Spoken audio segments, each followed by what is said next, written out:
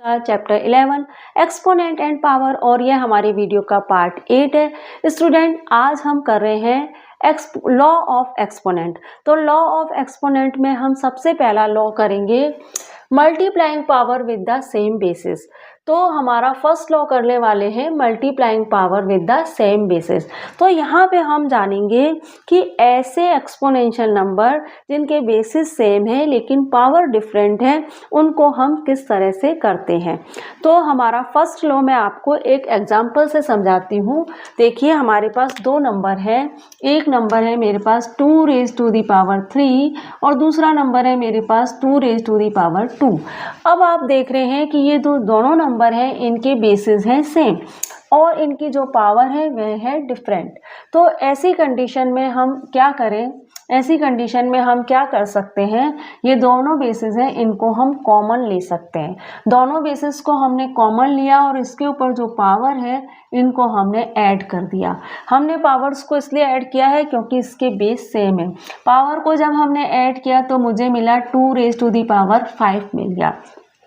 तो इस तरह से आपने क्या जाना, ये एक्सपोनेंट एंड पावर का फर्स्ट लॉ है कि अगर बेसिस सेम है और पावर डिफरेंट है और हम कर रहे हैं मल्टीप्लाई, तो ऐसी कंडीशन में हम बेस को ले लेते हैं कॉमन और पावर्स को कर देते हैं ऐड। समझ आ गया आपको? बेसिस सेम है लेकिन पावर डिफरेंट है, तो ऐसे कंडीशन में बेस को ले लेते हैं कॉमन और पावर को कर देते हैं ऐड और हमें मिल गया 2 रेज़ टू दी पावर 5। अब स्टूडेंट इसको मैं सिंप्लीफाई करके भी बता देती हूँ कि कहीं आंसर हमने कुछ गड़बड़ तो नहीं की है। 2 रेज़ टू दी पावर 3 है और 2 रेज़ टू दी पावर 2 है। अब देखिए इसको मैं 3 टाइम लिख सकती हूँ क्योंकि इसके ऊपर पावर 3 है और इसको मैं 2 टाइम लिख सकती हूँ क्योंकि इसके ऊपर पावर 2 है। आंसर क्या मिला? 2 रेज़ टू दी पावर 5 ये आंसर मिला। यहाँ पे भी यही आंसर है और यहाँ पे भी यही आंसर है। तो हमें आंसर मिल रहा था इस तरह से, तो फिर हमें ये तरीका अपनाने की ज़रूरत क्यों पड़ी? तो ये तरीका अपनाने की ज़रूरत हमें इसलिए पड़ी क्योंकि पावर कभी कभी बहुत लार्ज नंबर भी होती हैं। जैसे 3 के ऊपर पावर 16 है, फिर बेस 3 है लेकिन पावर 4 है। तो क्या मैं 3 को 16 टाइम लिखूं? जैसे कि यहाँ पे मैंने 2 को 3 टाइम और 5 टाइम लिखा है, तो ये तो बहुत टाइम कंज्यूमिंग हो जाएगा ना। इसलिए ये लॉ बनाया है, जब हम बेस सेम होते हैं और पावर डिफरेंट होती है और हम मल्टीप्लाई कर रहे होते हैं तो हम क्या करते हैं, पावर्स को ऐड कर देते हैं। तो 16 प्लस 4 कितना हो गया? 16 प्लस हो गया 3 रेज़ टू दी पावर 20। समझ आ गया आपको?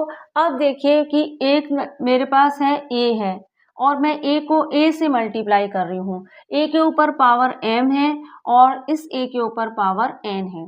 अब बेस तो सेम ही है a, तो a को तो मैंने ले लिया कॉमन और m और n जो पावर डिफरेंट है उनको मैंने इस तरह से प्लस करके लिख लिया। तो ये हो गया हमारा एक्सपोनेंट एंड पावर का फर्स्ट रूल। फर्स्ट रूल कहता है कि बेस सेम है और पावर डिफरेंट है और मल्टीप्लाई कर रहे हैं तो अब बेस को तो ले लो कॉमन और पावर्स को ऐड करके लिख दो। अब इसी रूल को ध्यान में रखते हुए ट्राई दीज आपकी बुक के पेज नंबर 175 से कुछ क्वेश्चन मैंने लिए हैं। कुछ क्या, सारे ही क्वेश्चन मैंने ले लिए, उनको भी हम फटाफट कर लेते हैं। Simplify and right in exponential form. आपको सिंप्लीफाई करना है और एक्सपोनेंशियल फॉर्म में लिखना है। बेस तो 2 है, 2 कॉमन ले लिया। 5 प्लस 3 कितना हो गया? 5 प्लस 3 हो गया हमारा 8। ठीक है, बेस कॉमन है p, है ना, p लिख लिया। 3 प्लस 2 कितना हो गया हमारा? 3 प्लस 2 हो गया हमारा 5। ठीक है, यहाँ पे बेस 4 कॉमन है, 4 को तो कॉमन ले लिया और 3 प्लस 2 जो पावर्स हैं उनको हमने लिख लिया ऐड करके और हमें क्या मिला? 4 रेज़ टू दी पावर 5 मिल गया। इसी तरह से बेस हमारा है a और पावर्स क्या है? 3 प्लस 2 प्लस 7, ये पावर्स हैं, इनको जब ऐड करके लिखा तो a क्या मिला हमें? 7 और 3 होता है 10, हमें मिला a raise to the power 12। इसी तरह से हमारा बेस जो है वो 5 है और पावर्स क्या है? 3 प्लस 7 प्लस 12, तो हमें क्या मिला? 5 रेज़ टू दी पावर 7 और 3 कितना होता है? 10 और 10 और 12 कितना हो गया? 22, है ना। 10 और 12 कितना हो गया? 22। तो हमें मिला यहाँ पे मिला 5 रेज टू दी पावर 22। -4 और -4 है, बेस है -4, तो माइनस अभी हम सॉल्व तो कर रहे नहीं, अभी तो हम पावर्स लगा रहे हैं इनके ऊपर, तो -4 तो हमने ले लिया कॉमन, और इसके ऊपर पावर क्या है 100 और 20, 100 और 20 को प्लस किया तो हमें मिला -4 रेज टू दी पावर 120। तो इस तरह से स्टूडेंट हमने हमारा जो एक्सपोनेंशियल और पावर का फर्स्ट लॉ था वो भी कर लिया, और ट्राई दीज वाले क्वेश्चन भी कर लिए फटाफट। अब हम सेकंड लॉ भी देख लेते हैं। अब हम एक्सपोनेंट एंड पावर का सेकंड लॉ भी देख लेते हैं। सेकंड लॉ क्या कह रहा है, dividing power with the same basis. अगर बेसिस सेम है, अगर बेसिस सेम है, दो एक्सपोनेंशियल नंबर हैं और उनके बेस तो सेम है, और लेकिन जो पावर है उन बेसिस पे वे डिफरेंट है और आपको करना है डिवाइड, तो ऐसी कंडीशन में आप किस तरह से करेंगे ये हम हमारे सेकंड लॉ में जानते हैं। तो देखिए यहाँ पे हमने नंबर लिया है, let's us simplify 3 raise to the power 7 divided by 3 raise to the power 4। तो इसको हम सबसे पहले तो हम इसको इस तरह से लिख सकते हैं, 3 raise to the power 7 upon 3 raise to the power 4, इस तरह से लिख सकते हैं हम इसको। अब मैं इसको एक तो नॉर्मल तरीके से इस तरह से डिवाइड कर सकती हूँ कि 3 पे पावर है 7, तो मैं 3 को 7 टाइम लिख लूँ, 3 4 5 6 और 7, है ना। एक तो मैं सिंपली इसको इस तरह से कर सकती हूँ कि 3 पे 7 पावर है तो मैं 3 को 7 टाइम लिख लूँ, और डिनोमिनेटर पे जो 3 है, न्यूमरेटर पे जो 3 है उस पे 7 पावर है तो मैं उसको 7 टाइम लिख लूँ, और जो डिनोमिनेटर पे 3 है उस पे 4 पावर है तो मैं उसको 4 टाइम लिख लूँ। और इन 4 टाइम 3 को मैं यहाँ पे 7 टाइम 3 पे जितने भी डिवाइड हो सकते हैं उतना डिवाइड कर दूँ। इस 3 से ये 3 तो 4 3 तो न्यूमरेटर के डिवाइड हो गए, नीचे वाले 4 3 से 4 टाइम 3 से डिनोमिनेटर के 4 टाइम 3 से न्यूमरेटर के 4 टाइम 3 डिवाइड हो गए, है ना। इतना आपको क्लियर हो गया। अब हमें आंसर क्या मिला, हमें आंसर मिला 3 raise to the power 7, 3 raise to the power 4 equal 3 raise to the power 3, हमें आंसर मिल गया, है ना। समझ आ गया ना आपको।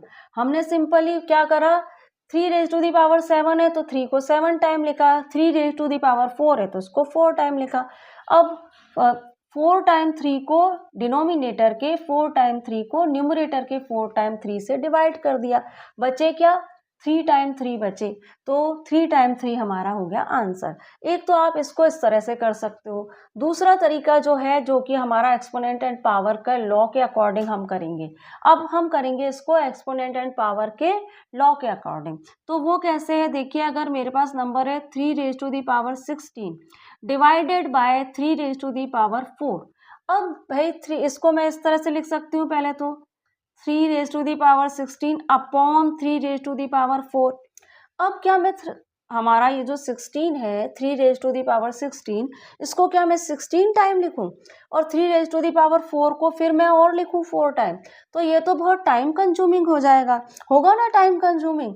तो ऐसे नंबर्स एक्सपोनेंट एंड पावर में, ऐसे नंबर जिनके ऊपर बहुत बड़ी बड़ी पावर्स लगी हैं और उनका बेस सेम है और हमें करना है डिवाइड, ऐसे नंबर जिन पे बहुत बड़ी बड़ी पावर लगी है उनका बेस सेम है और हमें करना है डिवाइड, पावर डिफरेंट है लेकिन, तो हम किस तरह से करें। देखिए बेस सेम है तो हम बेस को तो ले लेंगे कॉमन, और न्यूमरेटर की पावर में से डिनोमिनेटर की पावर को कर देंगे माइनस, न्यूमरेटर की पावर में से डिनोमिनेटर की पावर को कर देंगे माइनस, और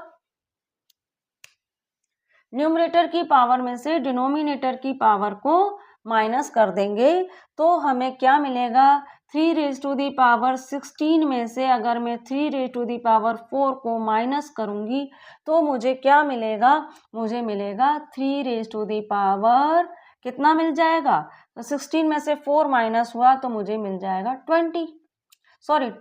12 मिलेगा, क्योंकि हम कर रहे हैं माइनस, तो मेरा आंसर हो जाएगा 3 रेज टू दी पावर 12। तो इस तरह से लार्ज पावर जब होती है और बेस सेम होता है और पावर डिफरेंट होती है और हमें करना होता है डिवाइड, तो हम इस तरह से करते हैं। अब देखिए मैं आपको कुछ और भी समझाना चाहती हूँ, उसे भी आप देखिए कि मेरे पास एक मेरे ऐसा मानिए कि मेरे पास एक इंटीजर है ए मेरे पास एक इंटीजर है ना, एक इंटीजर है ए, और ये इंटीजर डिवाइड हो रहा है ए से ही, ये इंटीजर ए से ही डिवाइड हो रहा है, और इसके ऊपर पावर है m और इसके ऊपर है पावर n, और मुझे इन दोनों को करना है डिवाइड। तो इसी रूल को ध्यान में रखते हुए, ये तो हमने क्या है, ये तो लॉ, ये तो वो जब पावर कम हो तब हम इस रूल को यूज कर सकते हैं। जब हमारे पास पावर कम हो, जैसे यहाँ पे पावर 7 और 4 थे, तो हम इस रूल को अप्लाई करके कर सकते थे।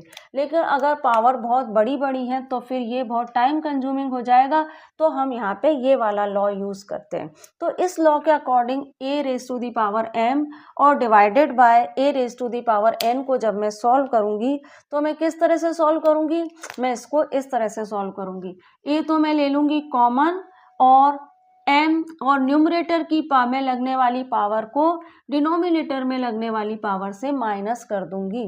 तो भाई हमारा a m माइनस n, ये हमारा क्या है, ये ही हमारा सेकेंड लॉ है एक्सपोनेंशियल एंड पावर का। तो ये हमारा है second law exponent and power का, ये हो गया हमारा सेकेंड लॉ। अब इसी लॉ को ध्यान में रखते हुए मैं आपको एक क्वेश्चन और कराती हूँ, यहाँ पे करते हैं हम उसको। अब देखिए कि मेरे पास एक इंटीजर है a, एक इंटीजर है a और इस पे ऊपर पावर है 5, है ना, और दूसरा इंटीजर है मेरे पास, दूसरा इंटीजर भी सेम ही है और उसके ऊपर पावर है 2। अब मुझे इसको सॉल्व करना है। अब इसे सॉल्व करना है तो सबसे पहले तो मैं इसको इस तरह से लिख लूंगी, है ना, इस तरह से मैं इनको लिख लूंगी अपॉन में। अब मैं अपॉन में मैं आपको इसलिए लिख रही हूँ ताकि आपको क्लियर हो जाए कि भाई ये डिवाइड ही हो रहे हैं। अब आप देखिए कि ए तो मैंने ले लिया कॉमन, और a raise to the power 5 में से के न्यूमरेटर में लगी हुई पावर्स में से डिनोमिनेटर में लगी हुई पावर को हम माइनस करेंगे और हमें आंसर मिल जाएगा a raise to the power 3। तो आई होप आपको क्लियर हो गया होगा। सेकंड लॉ सिंपल है, आपको क्या है, बेस सेम है लेकिन पावर डिफरेंट है और कर रहे हैं डिवाइड, तो आप उनको इस तरह से कर सकते हैं। अब आपकी बुक में ट्राई दीज में पेज नंबर किस 176 में से है, ये पेज नंबर है आपका 176 है, और ट्राई दीज के क्वेश्चन है ये। और यहाँ पे दो एक्सपोनेंशियल नंबर है जो आपस में डिवाइड हो रहे हैं, जिनके बेस सेम है, तो हम किस तरह से करेंगे, फटाफट कर लेते हैं हम, बहुत सिंपल है। किस तरह से करेंगे, देखिए बेस तो कॉमन है, 2 बेस है, कॉमन है, तो 2 तो ऐसे ही लिख दीजिए, 9 में से 3 को माइनस कर दीजिए, इस तरह से सिंपली। इस तरह लिखना कंपलसरी नहीं है, यहाँ पे आप इस तरह से 2 में से 9 में से 3 माइनस कर दीजिए, आपको मिल जाएगा 2 रेज टू दी पावर 6। लिखें तो भी कोई दिक्कत नहीं है और ना लिखें तो भी चलेगा। 10 बेस है, आप 10 इस तरह से लिखिए, और न्यूमरेटर की पावर में से डिनोमिनेटर की पावर को माइनस कीजिए, आपको मिलेगा 10 raise to the power 4। 9 base common है, न्यूमरेटर की पावर में से डिनोमिनेटर की पावर को माइनस कीजिए, आपको मिलेगा 9 रेज टू दी पावर 4 मिल जाएगा। यहाँ पे भी आपको 9 रेज टू दी पावर 4 मिलेगा। 20 बेस कॉमन है, न्यूमरेटर की पावर में से डिनोमिनेटर की पावर को माइनस कीजिए, तो आपको मिल जाएगा 20 रेज टू दी पावर 2 या 20 स्क्वायर। अब 7, यहाँ पे 7 है स्टूडेंट, 7 कॉमन है, 7 कॉमन है क्योंकि बेस कॉमन है, तो 7 को हमने ऐसे लिखा। 13 में से आप 10 को माइनस कीजिए, आपको मिल जाएगा 7 रेज टू दी पावर 3। तो इस तरह से हमें यहाँ पे आंसर्स मिल गए सबके, बहुत ही सिंपली एक्सपोनेंट एंड पावर का सेकंड लॉ यूज करके, ठीक है ना। सेकंड लॉ को हमने यूज किया और हमने इस तरह से बहुत ही सिंपली आंसर ले लिए। तो स्टूडेंट यहाँ पे एक्सपोनेंट एंड पावर के ये जो लॉ है, ये क्या काम करते हैं, ये इनका यही काम है कि भाई बहुत लार्ज नंबर हो तो उस बहुत लार्ज नंबर को हम किस तरह से बहुत ही इजीली सॉल्व करें। एक्सपोनेंट एंड पावर हमारा चैप्टर, हमें यहाँ पे पूरे चैप्टर में हम यही पढ़ेंगे कि लार्ज नंबर को किस तरह से रीड करें, अंडरस्टैंड करें और किस तरह से कंपेयर करें, और बड़ी बड़ी पावर वाले नंबर को किस तरह से एक्सपोनेंट एंड पावर के लॉ यूज़ करके हम सॉल्व करें, यही हम इस चैप्टर में पढ़ रहे हैं। अब सेकंड लॉ तो हमारा हो गया, अब थर्ड लॉ मैं आपको अगली स्लाइड में बता देती हूँ। अब हम एक्सपोनेंट एंड पावर का थर्ड लॉ देख लेते हैं, taking power of a power. अब यहाँ पे कहा जा रहा है कि आपके पास कोई नंबर है, उसके ऊपर लगी हुई है पावर और उस पावर के ऊपर भी पावर लगी हुई है, तो आप उसको किस तरह से सॉल्व करिए। देखिए यहाँ पे मैं आपको समझाती हूँ। यहाँ पे देखिए एक नंबर है 2⁻³ और यह ब्रैकेट में है और इस नंबर के ऊपर भी पावर लगी है 2। तो इस नंबर को मैं किस तरह से सॉल्व करूंगी। यह नंबर क्या कह रहा है, इस नंबर को अगर मैं सिंप्लीफाई करूं तो ये नंबर कह रहा है कि 2⁻³ को आपको 2 टाइम लिखना है, क्योंकि इसके ऊपर लगी है पावर 2। तो 2⁻³ को आप 2 टाइम लिखिए। तो जैसे ये 2⁻³ है तो मैं इसको 2 टाइम इस तरह से लिखूं। पहले तो आप इसको 2 टाइम लिखिए, क्योंकि इसके ऊपर लगी है पावर 2। अब इस 2⁻³ है, इसको मैं 3 टाइम लिखूंगी, क्योंकि इसके ऊपर पावर लगी है 3, तो मैं इसको लिखूंगी 3 टाइम। अब इस 2⁻³ को भी मैं 3 टाइम लिखूंगी, क्योंकि इसके ऊपर भी पावर लगी है 3। और अब मैं इसको इस तरह से सॉल्व कर लूंगी। ये हो गया 6 टाइम, तो मेरा आंसर हो गया 2⁻6। ये मेरा आंसर हो गया। तो स्टूडेंट यहाँ पे मैंने इस तरह के नंबरों को हम इस तरह से सिंप्लीफाई कर सकते हैं। इस तरह के नंबर हम इस तरह से सिंप्लीफाई कर सकते हैं। अब यहाँ पे मेरे पास एक नंबर है 3⁻³ मेरे पास एक नंबर है 6 और उसके ऊपर पावर लगी है 3। तो यहाँ पे इसका मतलब क्या है कि 3⁻6 को मुझे 3 टाइम लिखना है। 3⁻6 को मुझे 3 टाइम लिखना है। अब 3⁻6 को मैं 3 टाइम लिखूं, फिर 3⁻6 को 6 टाइम लिखूं, फिर 3⁻6 को 3 टाइम लिखूं, फिर 3 को 6 टाइम लिखूं। फिर मैं उसको सॉल्व करूं, जितने भी 3 आएंगे उन सारे 3 को मुझे गिनना पड़ेगा और फिर मेरा आंसर आएगा कि इस 3 के ऊपर कितनी पावर लगी है। समझ रहे हो? तो यहाँ पे जितने भी 3 आएंगे उन सारे 3 को मुझे गिनना पड़ेगा और फिर मुझे पता पड़ेगा कि इस 3⁻6 के ऊपर, जो कि उसके ऊपर भी पावर लगी हुई है 3, तो उसमें मेरे कितना आंसर आएगा, कितनी पावर आएगी। तो ये होगा बहुत ही टाइम कंज्यूमिंग। देख रहे हो ना, टाइम कंज्यूमिंग होगा ना बहुत ज़्यादा। तो एक्सपोनेंट एंड पावर में एक लॉ है, taking power of power. Power के ऊपर भी अगर पावर लगी हुई है तो ऐसी कंडीशन में हम क्या करें, बहुत ही सिंपल सा लॉ है एक्सपोनेंट एंड पावर का, कि पावर के ऊपर भी पावर लगी है तो आप क्या करिए, बेस को तो ऐसे ही लिख दीजिए और पावर्स को आपस में मल्टीप्लाई कर दीजिए। आपको ज़्यादा मेहनत करने की ज़रूरत नहीं है, पावर्स को आपस में मल्टीप्लाई कर दीजिए और पावर्स को आपस में मल्टीप्लाई करने पे आपको क्या मिलेगा, 6 3 जा 18। ठीक है, तो बस यही आपका आंसर हो गया। सिंपल है ना। आपको इतनी सारी मेहनत करने की यहाँ तो आपकी कम मेहनत लगी है। अब यहाँ पे आपकी कितनी मेहनत लग रही थी, 3⁻6, फिर उसके ऊपर भी पावर 3 है ना। अब 3⁻6 को आपने 3 टाइम लिखा। अब इस 3⁻6 को मैं 6 टाइम, 3 को 6 टाइम लिखूंगी यहाँ पे, फिर इस 3 को भी 6 टाइम लिखूंगी, फिर इस 3 को भी 6 टाइम लिखूंगी, फिर इन सारे 3 को गिनूंगी कि इनमें कितनी पावर है, फिर मैं उस आंसर दे पाऊंगी। तो ये कितना सिंपल है अकॉर्डिंग टू इसके अकॉर्डिंग आप देख रहे हो कि मैंने क्या करा, पावर के ऊपर पावर को मैंने जो लगी हुई है उनको आपस में मल्टीप्लाई कर दिया और मुझे आंसर मिल गया 3⁻18। इसको हम पढ़ते किस तरह से है, तो ये 3⁻6 3 time it's 3⁻6 multiply 3 time itself. इसको आप पढ़ोगे कैसे, 3⁻6 मल्टीप्लाई 3 टाइम इटसेल्फ। समझ रहे हो, 2⁻3 मल्टीप्लाई 2 टाइम इटसेल्फ। यहाँ पे 2 टाइम मल्टीप्लाई हो रहा है ना, 2⁻3 multiply 2 time itself, 3⁻6 multiply 3 time itself.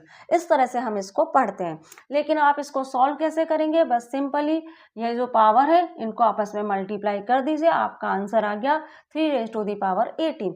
यहाँ पे आप इन पावर्स को आपस में मल्टीप्लाई यहाँ पे आप इन पावर्स को आपस में मल्टीप्लाई करिए। अब इसको सिंपली कैसे सॉल्व करेंगे, इसको सिंपली सॉल्व करना है आपको, तो आप क्या कीजिए, सिंपली सॉल्व करने के लिए आप यहाँ पे क्या करिए, 2 लिखिए और दोनों पावर्स को आपस में मल्टीप्लाई कर दीजिए और आपको सिंपली आंसर मिल जाएगा 2⁶ मिलेगा ना।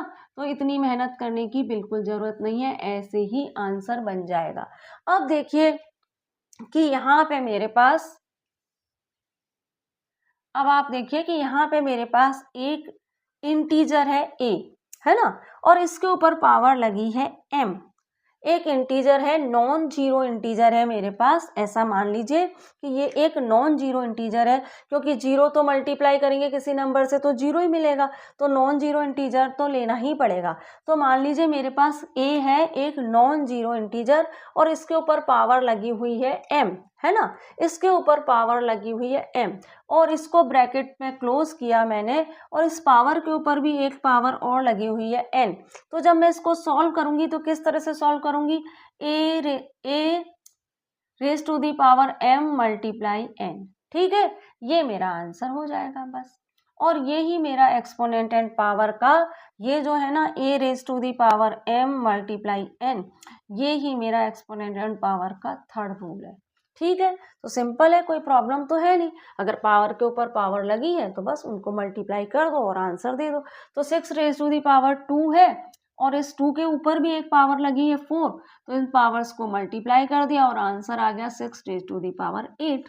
अब यहाँ पे 2 रेज टू दी पावर 2 है, और इस 2 रेज टू दी पावर 2 के ऊपर भी एक पावर और लगी है 100, मतलब 2 रेज टू दी पावर 2 को आप 100 टाइम लिखिए, तो लिख सकते हैं क्या 100 टाइम, सिंपल सा है, आप इसको मल्टीप्लाई कर दीजिए, दोनों पावर को आप मल्टीप्लाई कर दीजिए, आपको आंसर मिल जाएगा 200।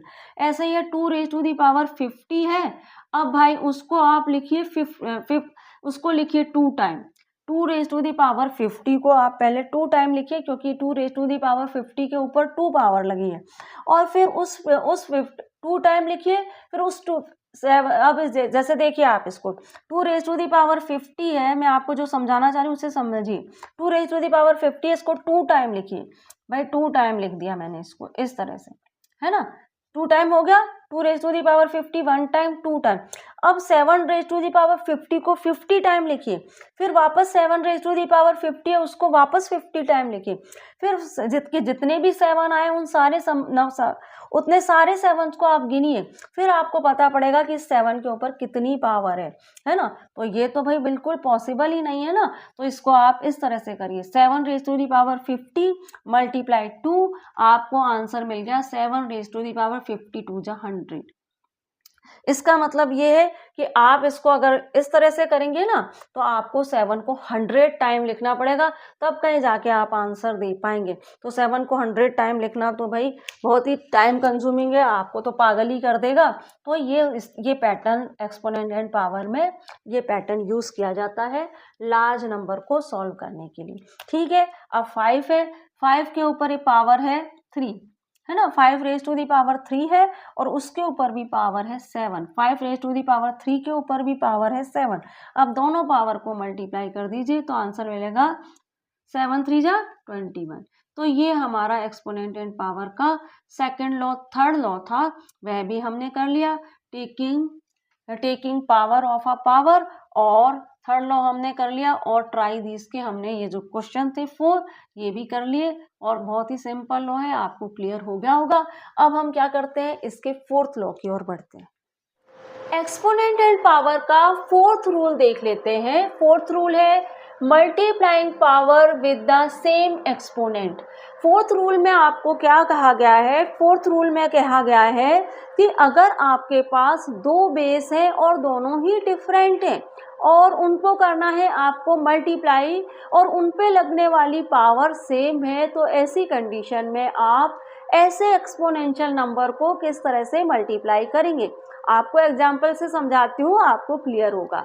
देखिए यहाँ पे आपके पास है 2 number 2 raise to the power 3 and 3 raise to the power 3 दो नंबर आपके पास हैं, दोनों ही नंबर के बेस डिफरेंट हैं लेकिन इनके ऊपर लगने वाली पावर सेम है। तो ऐसी कंडीशन में आप इस तरह के नंबर को किस तरह से सिंप्लीफाई करेंगे, एक्सपोनेंट एंड पावर का फोर्थ रूल हमें ये सिखाएगा। तो देखिए, एक तो बहुत ही सिंपल सा तरीका है इस तरह के नंबर को सिंप्लीफाई करने का। सिंपल सा तरीका सिंपल तब है जब हमारे पास पावर छोटी हो, लेकिन यही पावर अगर बहुत बड़े बड़े नंबर हो तो फिर ये बहुत मुश्किल है। तो देखिए, exponent and power in number को हम किस तरह से सिंप्लीफाई कर सकते हैं। 2 रेज टू दी पावर 3 है तो भाई मैं इसको 2 को 3 टाइम लिख दूं क्योंकि इसके ऊपर पावर 3 है, और 3 के ऊपर पावर 3 है तो इसको भी मैं 3 टाइम लिख सकती हूँ।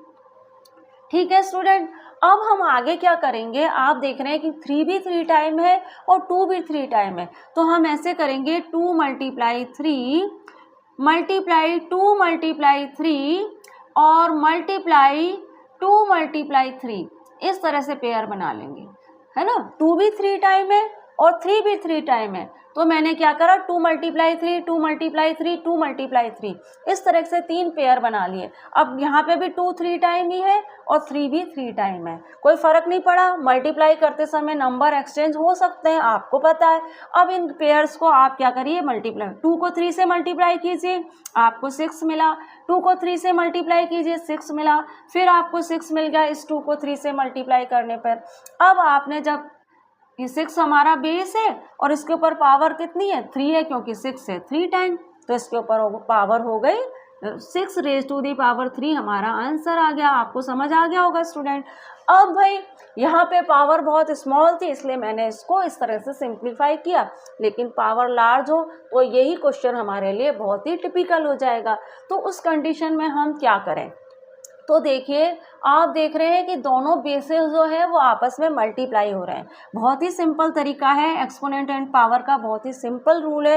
दोनों बेसेस आपस में मल्टीप्लाई हो रहे हैं तो आप इनको मल्टीप्लाई कर दीजिए और इनको ब्रैकेट में क्लोज कर दीजिए। अब इनके ऊपर पावर तो सेम ही लगी है ना दोनों के ऊपर, तो बस यहाँ पे ब्रैकेट के बाहर आप 3 पावर लगा दीजिए और आप देख रहे हैं कि ये दोनों नंबर मल्टीप्लाई हो रहे हैं तो आप इनको मल्टीप्लाई कर दीजिए। 2 और 3 को मैंने मल्टीप्लाई किया तो मुझे क्या मिला, 6 मिला, और इसके ऊपर पावर 3 है तो बस आ गया आंसर। तो जो आंसर मेरा यहाँ मुझे मिला था वही आंसर मुझे यहाँ भी मिल गया, बिना ज़्यादा मेहनत करे। दोनों बेसिस मल्टीप्लाई हो रहे हैं, दोनों बेसिस को मल्टीप्लाई करी, दोनों बेसिस के ऊपर सेम पावर लगी है तो दोनों बेसिस को ब्रैकेट में क्लोज किया और उसके ऊपर से पावर लगा दी 3, और जब इन दोनों ब्रैकेट वाले नंबर को मल्टीप्लाई किया तो 6 मिला और इसके ऊपर जो पावर थी 3 वो लगा दी और मिल गया हमें आंसर। अब देखिए, इसी लॉ को मैं आपको एक और तरीके से बताती हूँ। मेरे पास एक नॉन जीरो इंटीजर है, माना कि ए एक नॉन जीरो इंटीजर है। ए एक नॉन जीरो इंटीजर है, वह इंटीजर जो जीरो नहीं है। भाई जीरो वाले नंबर को तो हम मल्टीप्लाई करते ही नहीं है ना, क्योंकि आंसर जीरो मिलता है, इसलिए मैंने ये लिया है एक नॉन जीरो इंटीजर। और बी जो है वो भी एक नॉन जीरो इंटीजर है। अब ये दोनों नॉन जीरो इंटीजर हैं और इनके ऊपर पावर लगी हुई है 2। ए के ऊपर भी पावर 2 लगी है और बी के ऊपर 2 नहीं लगी है, आप मानिए पावर लगी है m। ए के ऊपर भी पावर m लगी है और बी के ऊपर भी पावर m लगी है, mth पावर लगी है दोनों के ऊपर। ए के ऊपर भी mth पावर लगी है और बी के ऊपर भी mth पावर लगी है। तो ऐसी कंडीशन में हम क्या करेंगे, ए और बी को तो ब्रैकेट में क्लोज कर लेंगे, मल्टीप्लाई हो रहे हैं आपस में एक दूसरे के साथ, तो इनको तो हम ब्रैकेट में क्लोज कर देंगे और इसके ऊपर पावर लगा देंगे mth पावर लगा देंगे हम इसके ऊपर, और ये है हमारे एक्सपोनेंट एंड पावर का फोर्थ रूल। ठीक है स्टूडेंट, तो ये है हमारे एक्सपोनेंट एंड पावर का फोर्थ रूल। अब देखिए, आपकी बुक के ट्राई दीज पेज नंबर 177 के इसी लॉ से कनेक्टेड क्वेश्चन कुछ दिए हैं, है ना। 177 पेज पर इसी लॉ से कनेक्टेड क्वेश्चन है ये, तो हम उनको भी करके देख लेते हैं। Put into another form using a raise to the power m multiply b raise to the power m। यहाँ पे कहा जा रहा है कि a raise to the power m multiply b raise to the power m को another form में लिखिए। तो किस तरह से लिख सकते हैं, a into b close in bracket and raise to the power m, a into b raise to the power m, इस तरह से हम इसको लिख सकते हैं। ठीक है स्टूडेंट, अब यहाँ पे हम इनको भी सिंप्लीफाई कर लेते हैं। 4 और 2 बेस सेम, बेस अलग अलग है तो इनको हम इस तरह से लिख सकते हैं। यहाँ पे बेस डिफरेंट है तो हमने इनको ब्रैकेट में क्लोज कर लिया क्योंकि ये आपस में मल्टीप्लाई हो रहे हैं। इन दोनों के ऊपर पावर सेम लगी है तो हम इसको इस तरह से लिख सकते हैं। अब 4 और 2 को मल्टीप्लाई किया तो मुझे 8 मिला और 8 रेज टू दी पावर 3 मेरा आंसर हो गया। तो आपको क्लियर हो रहा है 2 एंड b ये दोनों अलग अलग बेस है तो इनको मैं इस तरह से लिख सकती हूँ। अब इन दोनों के ऊपर पावर सेम लगी है 5, तो मैंने 5 को इस तरह से लिख लिया। अब मैं किस तरह से करूँगी इसको, 2b raise to the power 5 मेरा आंसर आ गया। ठीक है, 2 इंटू भी लगाइए, 2 into b raise to the power 5 मेरा आंसर आ गया। ठीक है, 2b भी लिख सकते हैं आप, यहाँ पे लिखा है ना आपने ab, तो यहाँ पे आप इसको ब्रैकेट में जरूर लिखिएगा, नहीं तो ऐसा लगेगा कि b के ऊपर पावर लगी है और 2 के ऊपर नहीं लगी है ना। तो 2b को आप ब्रैकेट में लिख दीजिएगा, फिर उसके ऊपर पावर लगाइएगा रेज टू दी पावर 5। ठीक है, इसी तरह से आप 8 को भी ब्रैकेट में लिखिएगा, फिर पावर लगाइएगा। ठीक है स्टूडेंट, अब a और t आपस में मल्टीप्लाई हो रहे हैं, दोनों डिफरेंट नंबर हैं तो इनको आपस में मल्टीप्लाई कर दीजिए। इसके ऊपर पावर लगी है सेम 2। अब किस तरह से लिखेंगे हम, a t close into bracket and raise to the power 2 हमारा आंसर हो गया। इस तरह से हम इसको बहुत ही सिंपली सॉल्व कर लेंगे। 5 raise to the power 6 into 2 minus 2 raise to the power 6, तो 5 इंटू माइनस 2 को तो हमने ब्रैकेट में क्लोज कर दिया और इसके ऊपर सेम पावर लगी है 6, इसको हमने ब्रैकेट के बाहर लिख लिया। अब क्या है कि फाइव और माइनस 2 को जब मैंने मल्टीप्लाई किया तो मुझे आंसर मिला -10। 5 2 जा 10 और प्लस माइनस होता है माइनस मल्टीप्लाई करते समय, और इसके ऊपर पावर लगी 6, तो -10 रेज टू दी पावर 6 हमारा आंसर हो गया। अब स्टूडेंट हम इस वाले पार्ट को भी देख लेते हैं। -2 इंटू -3 ये दो डिफरेंट बेस हैं, तो इन दो डिफरेंट बेस को तो मैं ब्रैकेट में क्लोज कर लूँगी और इसके ऊपर जो पावर सेम है उसको मैं ब्रैकेट के बाहर लिख दूँगी। 4 पावर है जो सेम है वो मैंने लिखी ब्रैकेट के बाहर। अब -2 और -3 को जब मैंने मल्टीप्लाई किया तो मुझे मिला 6, और मल्टीप्लाई करते समय माइनस माइनस हो जाता है प्लस, प्लस का साइन लगाने की ज़रूरत नहीं है, तो 6 रेज टू दी पावर 4 हमारा आंसर हो गया। तो इस तरह से स्टूडेंट हमने एक्सपोनेंट एंड पावर का 4th रूल भी समझ लिया है। अब हम क्या करते हैं, एक्सपोनेंट एंड पावर के 5th रूल को भी समझ लेते हैं। अब हम एक्सपोनेंट एंड पावर का 5th लॉ भी देख लेते हैं। 5th लॉ है dividing power with the same exponent. यहाँ पे आपको क्या कहा जा रहा है कि आपके पास अलग एक ऐसा एक्सपोनेंशियल नंबर है जिसके बेस तो डिफरेंट हैं लेकिन उन पे लगी हुई पावर सेम है।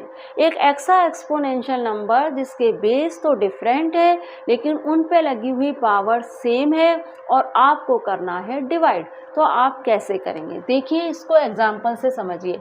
आपको है 2 रेज टू दी पावर 4 को 3 रेज टू दी पावर 4 से डिवाइड करना है, तो आप इसे किस तरह से सिंप्लीफाई करेंगे।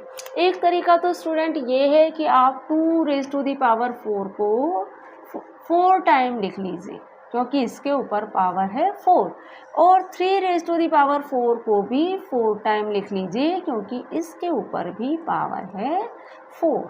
ठीक है, अब हम इसको किस तरह से सिंप्लीफाई कर सकते हैं, इसको मैं इस तरह से लिख सकती हूँ 2/3 मल्टीप्लाई 2/3 मल्टीप्लाई 2/3 और मल्टीप्लाई 2/3 लिख सकती हूँ ना इसको मैं 4 टाइम।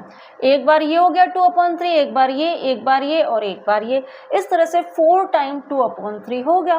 4 टाइम 2/3 हुआ, इसका मतलब मैं 2/3 के ऊपर पावर 4 लगा सकती हूँ। इस तरह से लगा सकती हूँ ना पावर 4 में। तो इस तरह से हम इस तरह के क्वेश्चन करते हैं। लेकिन भाई यहाँ पे तो पावर कम थी इसलिए हमने इसको कर लिया। अब हमारे पास आपको पता है कि इस एक्सपोनेंशियल एंड पावर वाले जो चैप्टर्स होते हैं उसमें पावर काफ़ी बड़ी बड़ी भी आ जाती हैं कई बार। तो इसके लिए क्या लॉ है भाई, ये हमारा 5वां लॉ है। तो देखिए ये लॉ क्या कहता है, ये लॉ कहता है आपसे, अब इसी नंबर को हम सॉल्व करके देखते हैं इस लॉ के अकॉर्डिंग। ये तो हमने सिंप्लीफाई कर लिया इस तरह से। अब इस लॉ के अकॉर्डिंग इसी नंबर को हम सॉल्व करते हैं। देखिए 2 रेज़ टू दी पावर 4 है और 3 रेज़ टू दी पावर भी 4 है।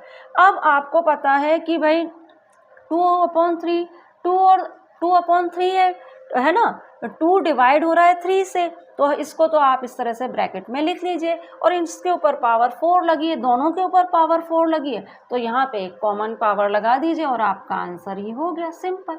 ठीक है ना स्टूडेंट। अब देखिए आपको इस तरह से समझिए इसको कि ए एक एक्सपोनेंशियल नंबर, ए क्या है, एक इंटीजर है, एक नॉन जीरो इंटीजर है।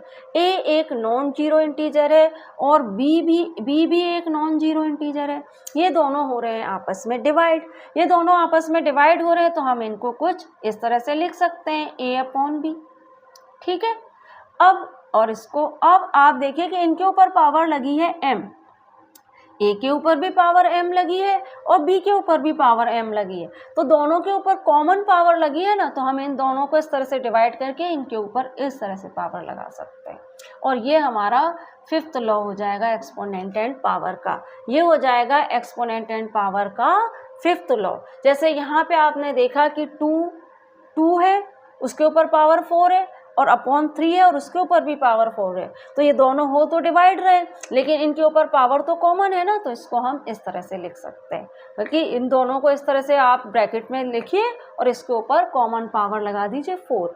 अब देखिए आपकी बुक में ट्राई दिस पेज नंबर 178 से put in the another form using a mth divided by b, इसको इस तरह से पढ़ेंगे कि b raise to the power m, या फिर आप इसको इस तरह से भी पढ़ सकते हैं mth पावर ऑफ a, है ना, mth पावर ऑफ b। आप इसको या तो इस तरह से पढ़िए mth power of a, mth power of b, या फिर आप इसको सिंपल इस तरह से पढ़ लीजिए कि a raise to the power m divided by b raise to the power m। अब इनको जब हमने डिवाइड किया इनकी, तो आपने इसको इस फॉर्म में लिखा क्योंकि इनके ऊपर पावर सेम है, a/b, और ब्रैकेट में क्लोज किया और उसके ऊपर m पावर लगा दी। तो ये हमारा एक्सपोनेंट एंड पावर का 5th लॉ है। अब इन क्वेश्चंस को हम सॉल्व करेंगे ट्राई दिस के पेज नंबर 178 के। तो देखिए 4/3 ये सब आपस में डिवाइड हो रहे हैं, तो 4/3 तो मैं कुछ इस तरह से लिख दूंगी और इसके ऊपर पावर है 5, तो बस सिंपली ये हमारा आंसर हो गया, इजी है। 2/b को तो मैं इस तरह से लिख दूंगी, अपॉन में ब्रैकेट में क्लोज करूंगी, इसके ऊपर पावर है m, तो मैं इसको लिख लूंगी इस तरह से। -2/b को मैं कुछ इस तरह से लिखूंगी और इसके ऊपर पावर है 3, तो इसको ब्रैकेट में क्लोज करूंगी और इसके ऊपर इस तरह से पावर लगा दूंगी। p/q को मैं इस तरह से लिखूंगी और इन दोनों के ऊपर कॉमन पावर है, ये आपस में डिवाइड हो रहे हैं, दो डिफरेंट बेस वाले नंबर हैं और आपस में डिवाइड हो रहे हैं, अल्फ़ाबेट है, डिफरेंट बेस वाले अल्फ़ाबेट है और आपस में डिवाइड हो रहे हैं और इनके ऊपर कॉमन पावर लगी है, तो इनको मैं इस तरह से लिख सकती हूँ। इसी तरह से जो आपका है 5/-2, ये दोनों डिफरेंट बेसिस वाले एक्सपोनेंशियल नंबर हैं और लेकिन इनके ऊपर पावर सेम है, आपस में हो रहे हैं डिवाइड, तो मैं इनको कुछ इस तरह से लिख सकती हूँ। अब स्टूडेंट देखिए ये तो आपको 5th लॉ तो समझ में आ गया होगा एक्सपोनेंट एंड पावर का। अब हम ऑब्जर्व द फॉलोइंग पैटर्न, इस पैटर्न को जरा आप ऑब्जर्व कीजिए। ये कह रहा है 2 रेज टू दी पावर 6 है, इसका मतलब क्या है 2 6 टाइम, 2 6 टाइम के जब हम प्रोडक्ट निकालेंगे तो आपको मिलेगा 64, ये मिला आपको 64। 2 5 time 2 raise to the power 5 का प्रोडक्ट होगा 32, 2 रेज टू दी पावर 4 का प्रोडक्ट होगा 16, 2 रेज टू दी पावर 3 का प्रोडक्ट होगा 8। अब 2 रेज टू दी पावर 2 का प्रोडक्ट क्या होगा, आप क्या देख रहे हो, नंबर क्या हो रहे हैं, हाफ होते जा रहे हैं। 2 रेज टू दी पावर 6 का प्रोडक्ट था 64, फिर 64 का हाफ 32, फिर आपका 32 का हाफ 16, 16 का हाफ 8, तो 8 का हाफ क्या होगा 4, तो 2 रेज टू दी पावर 2 का मतलब क्या है 4, 2 रेज टू दी पावर 2 का मतलब क्या हुआ, 4 हुआ। इस पैटर्न को ध्यान में रखते हुए 2 रेज टू दी पावर 6 है 64, 5 है 32, 4 है 16, 3 है 8, तो 2 रेज टू दी पावर 2 क्या होगा, 4। अब 2 रेज टू दी पावर 1 क्या होगा, फिर 2 रेज टू दी पावर 2 4 है, तो 2 रेज टू दी पावर 1 क्या हुआ, 2। और 2 रेज टू दी पावर 0 क्या हुआ भाई, 2 रेज टू दी पावर 0 हुआ 1। इस पैटर्न को ध्यान में रखते हुए 2 रेज टू दी पावर 3 है 8, 2 है 4, 1 है 2, तो 0 कितना हुआ, 1। तो इस पैटर्न को ध्यान में रखते हुए 2 रेज टू दी पावर 0 1 होता है। तो हमेशा याद रखिए किसी भी नंबर के ऊपर 0 पावर लगी है उसका मतलब है 1। अब जैसे कि 3 रेज टू दी पावर 0 है तो इसका मतलब है 1, 8 रेज टू दी पावर 0 है तो इसका मतलब है 1। क्लियर हो गया आपको। अब हमने एक्सपोनेंट एंड पावर के हमारे ये जो 5 रूल थे, ये 5 रूल हमने बिल्कुल अच्छे से क्लियर कर दिए हैं। एक बार हम रिकॉल कर लेते हैं स्टूडेंट। वीडियो बड़ा तो हो गया है, लेकिन क्या आपको ये जो लॉ थे, ये पांचों लॉ आपको अच्छे से समझाना बहुत ज़रूरी था, इसलिए वीडियो लंबा हुआ है। आई होप आपके लिए हेल्पफुल हो रहा होगा। तो अब हम क्या करते हैं, ये पांचों लॉ जो है वो एक बार रिकॉल कर लेते हैं जल्दी से। अब देखिए हमने जो फर्स्ट लॉ पढ़ा था उसमें हमने क्या पढ़ा था कि ऐसे दो नंबर हैं जिनके बेस सेम है, ऐसे दो नंबर हैं जिनके बेस सेम है और उनकी जो पावर है वह डिफरेंट है। एक पावर m है और दूसरी पावर n है। ऐसा नंबर जिनके बेस सेम है लेकिन इनकी पावर डिफरेंट है, तो ऐसी कंडीशन में क्या करते हैं, बेस को तो ले लेते हैं कॉमन और दोनों पावर्स को कर देते हैं ऐड। तो ये है हमारा एक्सपोनेंट एंड पावर का फर्स्ट लॉ। समझ गए स्टूडेंट। अब देखिए ऐसे दो नंबर हैं जिनके बेस तो हैं सेम और ये नंबर हो रहे हैं आपस में डिवाइड, लेकिन इनकी जो पावर है, इनके ऊपर जो पावर लगी है वो डिफरेंट है। एक पावर m है, दूसरी पावर n है। तो ऐसी कंडीशन में हम क्या करते हैं, बेस को तो ले लेते हैं कॉमन और न्यूमरेटर पर लगी हुई पावर में से डिनोमिनेटर की पावर को माइनस कर देते हैं। तो ये है हमारा एक्सपोनेंट एंड पावर का सेकंड लॉ। इसमें क्या होता है, m ग्रेटर देन n होता है हमेशा।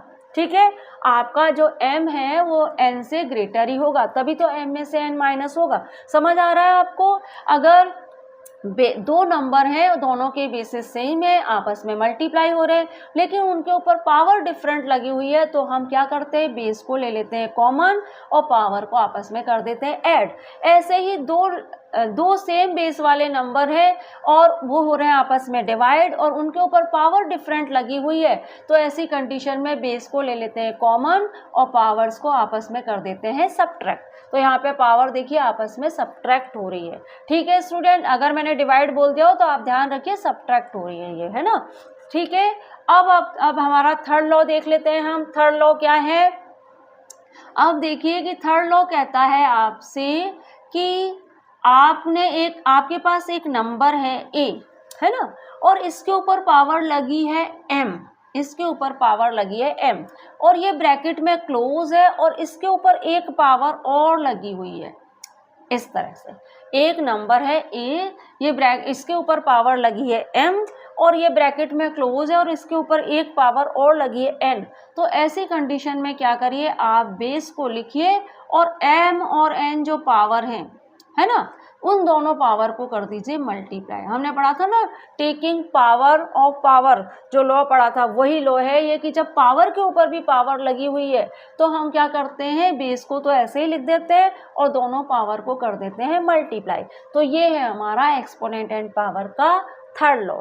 अब फोर्थ लॉ देखिए। फोर्थ लॉ कहता है आपसे कि आपके बेस तो डिफरेंट है, बेस आपके डिफरेंट हैं, एक तो है a और दूसरा है b और आपस में हो रहे हैं मल्टीप्लाई, लेकिन इनके ऊपर जो पावर लगी है वह कॉमन है।